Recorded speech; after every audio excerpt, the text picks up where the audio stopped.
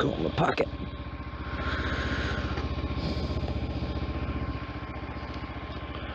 Each pants are loose as fuck when I'm standing. As soon as I sit down, fucking thigh hugging motherfuckers.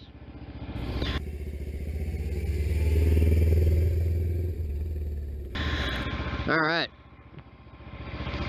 Let's see if I can take off without looking like a dumbass out here in the country. Like, I have never driven on this road before. So, there is a chance that I will wreck or get lost or both. But hey, it's my wife's motorcycle, so that's totally okay, right? Let's see here. Get through this water and then, oh well. Alright. So, I think I'm gonna do books on, I'm gonna do like a paired series, paired together, like one. Of, you know, war books or battle books or fighting books. One in like the fantasy only area, one in like the sci-fi only area. But the sci-fi one I'm gonna do just on the ground. So it'll be like past with magic and future with a lot of weird science. I might later do one of like space battles. So I think that'd be cool too. But yeah, I'll start off with the fantasy one, and then I think oh, look at a little turtle. Next one will be the sci-fi on the ground. So let's see here. Alright, so the first Law series. It starts off not being a oh shit, there's a stop sign at the top of this. You're trying to get up that energy, get up that motherfucking hill, and then you're like, oh shit, you need to fucking stop. Where am I going? Left or right?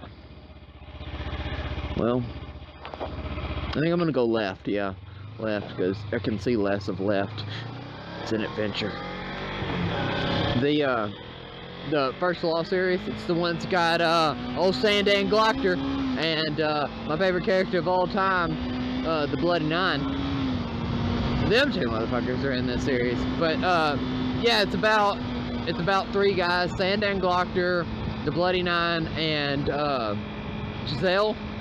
It's mainly just flips between those three, the series does, and their little story, and how they all kind of are swirling together around this big problem that is life.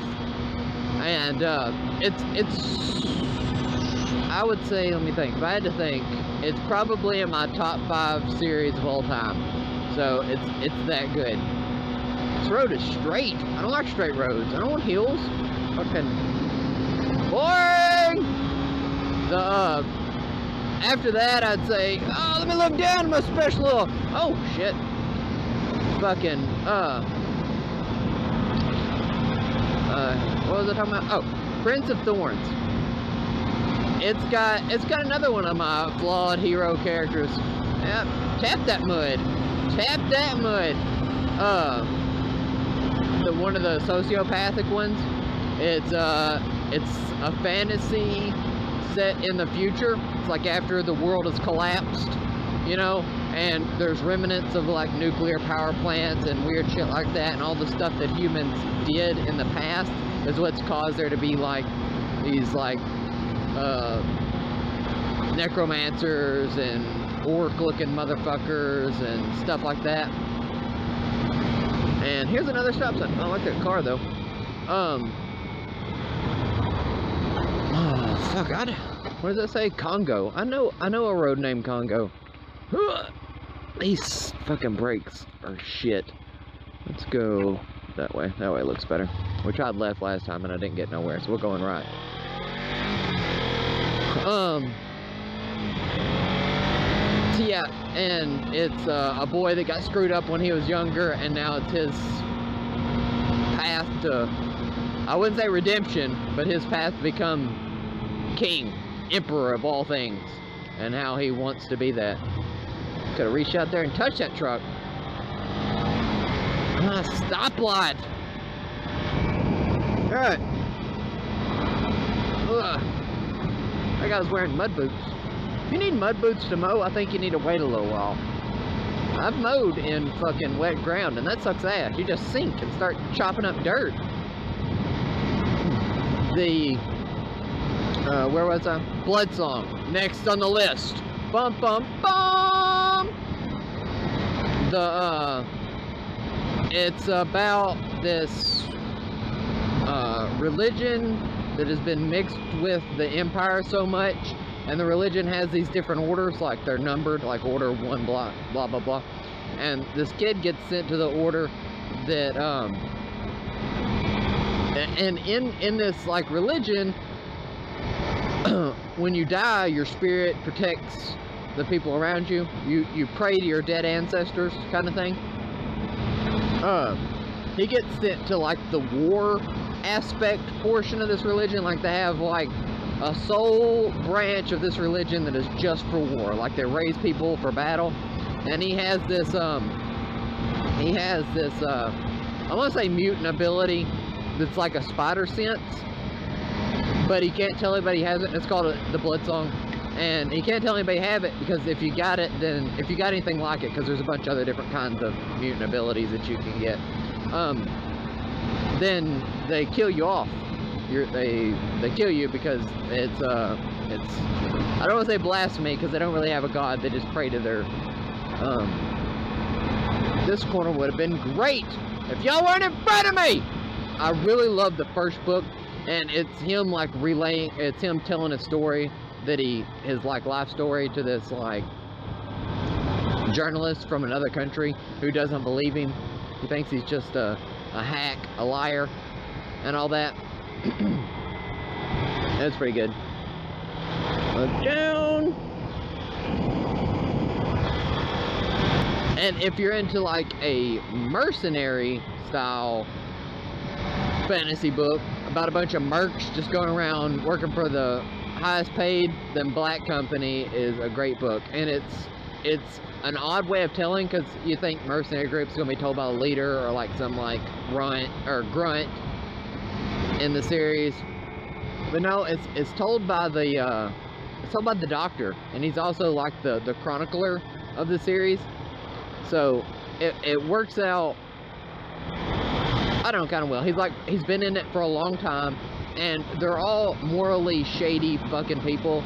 So none of them are good guys, and they all have cool names, and there's some magicians in there. Oh, well, not magicians. We'll say sorcerer types, I guess. And you know, archers and swordsmiths, and you know, it's got a group of everything. And there's a fantasy aspect to it. It's really nice. It's a really nice series. I would suggest reading that to anybody that likes fantasy or war or mercenaries. You know, any of that. Fucking, I'm somewhere I don't want to be. This is not where I want to be. The last one I'd call Promise of Blood. It's about, there's this fantasy world that in it time has progressed to the point where, I thought that guy was just going to roll right through the light. I mean, technically he did, but anyways, it's a fantasy world that time has progressed to the point where, they've come up with muskets, and there was a god that came down to this world, long ago, and he set up all these countries, and his family members picked each country, and they were like the patron god of that country, and set up that there would be kings in these countries, and nobody can stop that, and each king would have their own cabal, which is what they call their group of sorcerers, and the sorcerers are really powerful and all that stuff. But now that time has progressed, there's muskets, and seeing how they've come up with black powder, they have people that can manipulate black powder, and they're not sorcerers, they're... Have I been behind this fucking truck before? It looks very familiar. Anyways, the sorcerers are like allergic to the black powder, and the black powder mages, is what they're called, can manipulate like bullets in flight. So they can like curve the bullet in the air. This ain't like Wanted or anything, but they can like kind of shoot around corners, or they can consume the black powder themselves and shoot a gun without it, and kind of stuff like that. And it's about them trying to turn a a despot monarchy to a republic, and the struggles that they go through in the series. It's if you're into guns and sorcery, then that's the one for you.